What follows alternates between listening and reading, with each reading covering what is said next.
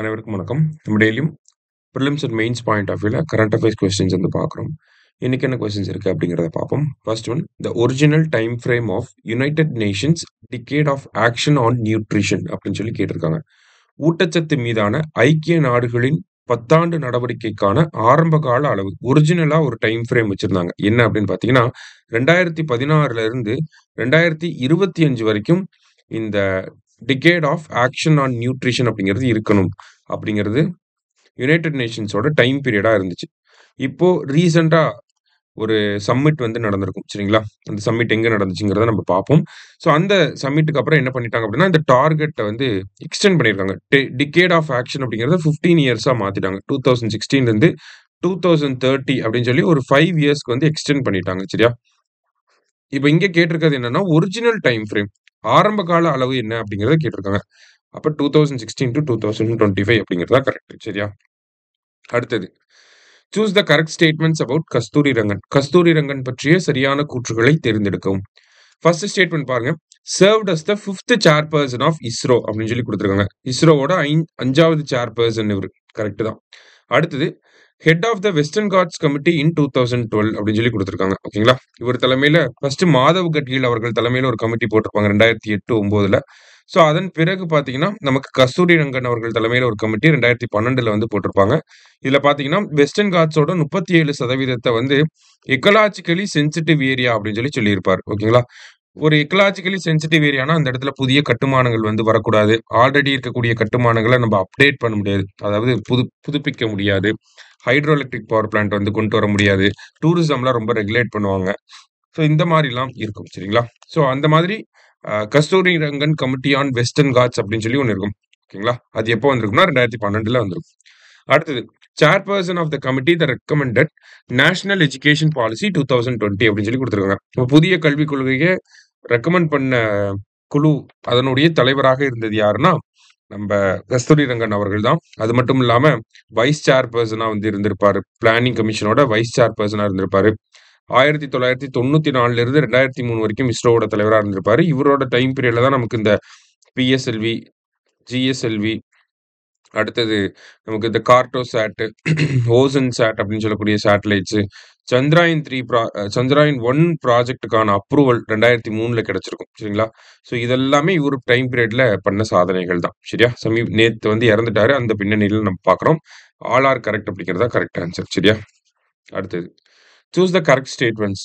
The animal welfare board of India was established in 1962. இந்திய விலங்கு நல வாரியம் 1962ல் நிறுவப்பட்டது. ஃபர்ஸ்ட் ஸ்டேட்மெண்ட் கரெக்ட் தான். அடுத்தது, it was established under prevention of cruelty to animals act 1960. சரியா? இது விலங்குகள் மீதான வன்கொடுமை தடுப்பு சட்டம் 1960ல் நிறுவப்பட்டது அப்படின்னு சொல்லி கொடுத்துருக்காங்க. 60ன் கீழ் நிறுவப்பட்டது. இந்த இயர்லாம் கொஞ்சம் பார்த்து வச்சுக்கோங்க. சரியா? கடைசியா, Rukmini Devi Arundale served as the first chairperson of the board. ஓகேங்களா? கரெக்ட் தான். ருக்மணி தேவி அவங்க தான் ஃபர்ஸ்ட் சேர்பர்சனா இருந்திருப்பாங்க. மூணுமே கரெக்ட் ஸ்டேட்மெண்ட்ஸ் தான். ஆல் ஆர் கரெக்ட் அப்படிங்கிறது கரெக்ட் ஆன்சர். ஸோ நேற்று ஹிந்து பேப்பர்ல இதெல்லாம் கொடுத்துருந்தாங்க. சரியா? நம்ம தெரிஞ்சுக்கணும். அதனால பார்க்கணும். ஓகேவா?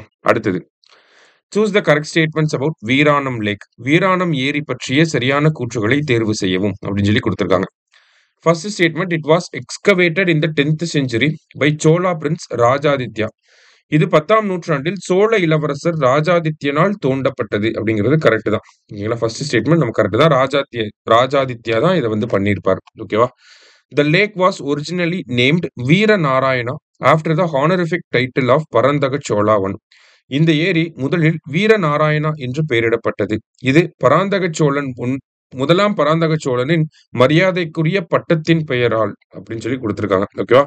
அதாவது பராந்தக சோழனுடைய பட்டத்தோட பெயர்கள் நிறைய இருக்கும் இல்லையா? ஸோ டைட்டில் நேம்ஸ் அப்படின்னு சொல்லி, அதர் நேம்ஸ் அப்படின்னு சொல்லி நிறைய இருக்கும் இல்லையா? அதுல ஒரு நேம் தான் வீரநாராயணா அப்படிங்கிற ஒரு பேர் வரும். அந்த பேரை தான் ராஜாதித்யன் வந்து அந்த லேக்குக்கு வந்து வச்சிருப்பாரு. ஓகேங்களா? ராஜாதித்யனோட அப்பா தான் பராந்தக சோழன். ஓகேவா? ரைட். அடுத்தது, ஸோ செகண்ட் ஸ்டேட்மெண்ட் நம்ம கரெக்ட் தான். தேர்ட் ஸ்டேட்மெண்ட் பாருங்க. It was built to gather the surplus water of Kaveri river directly அப்படின்னு சொல்லி கொடுத்துருக்காங்க. ஓகேவா? ஆக்சுவலி இந்த இடத்துல காவேரி நதி வராது, கொள்ளிடம். ஓகேங்களா? கொள்ளிடத்துல இருக்கக்கூடிய சர்ப்ளஸ் வாட்டர எங்க எடுத்துட்டு வராங்கன்னா, இந்த வீரநாராயணா அப்படிங்கிற இந்த ஏரிக்கு எடுத்துட்டு வராங்க. சரியா? அப்ப காவேரி நதி அப்படிங்கிறது வராது. கொள்ளிடம் அப்படிங்கிறது வரணும். ஓகேவா? இப்ப 3 ஸ்டேட்மெண்ட் நமக்கு தப்பா இருக்கு. லாஸ்ட்டா Veeranam lake is currently located in the Cuddalore district of Tamil Nadu. Veeranam ஏரி தற்போது தமிழ்நாட்டின் கடலூர் மாவட்டத்தில் அமைந்துள்ளது. ஓகேங்களா? கரெக்ட் தான். வீராணம் ஏரி அப்படிங்கிறது கடலூர் மாவட்டத்துல தான் இருக்கு. ஸோ இத பொறுத்தவரைக்கும் பார்த்தீங்கன்னா, 3 ஸ்டேட்மெண்ட் வந்து தப்பு. அத விட்டுட்டு பார்க்கிறப்ப ஆப்ஷன் சி அப்படிங்கிறது தான் நமக்கு கரெக்ட் ஆன்சர். சரியா? ஸோ வீராணம் ஏரி அதோட உண்மையான நேம் என்னன்னா, வீரநாராயண ஏரி அப்படிங்கிறது. சரியா? லாஸ்ட்டா கன்சிடர் த ஃபாலோயிங் ஸ்டேட்மெண்ட்ஸ் அப்படின்னு சொல்லி குடுத்திருக்காங்க. Global chemical summit held in Geneva. ஜெனீவாவில் உலகளாவிய வேதியியல் உச்சி மாநாடு நடைபெற்றது. ஓகேங்களா? கரெக்ட் தான். அடுத்தது nutrition for growth summit held in Paris அப்படின்னு சொல்லி குடுத்திருக்காங்க. பாரிஸில் வளர்ச்சிக்கான ஊட்டச்சத்து உச்சி மாநாடு நடைபெற்றது. இதுவுமே கரெக்ட் தான். 2மே கரெக்ட். போத் கரெக்ட் அப்படிங்கிறது தான் கரெக்ட் ஆன்சர். சரிங்களா? ஸோ இன்னைக்கு 5 கொஸ்டின்ஸ் பார்த்திருக்கோம். Thank you.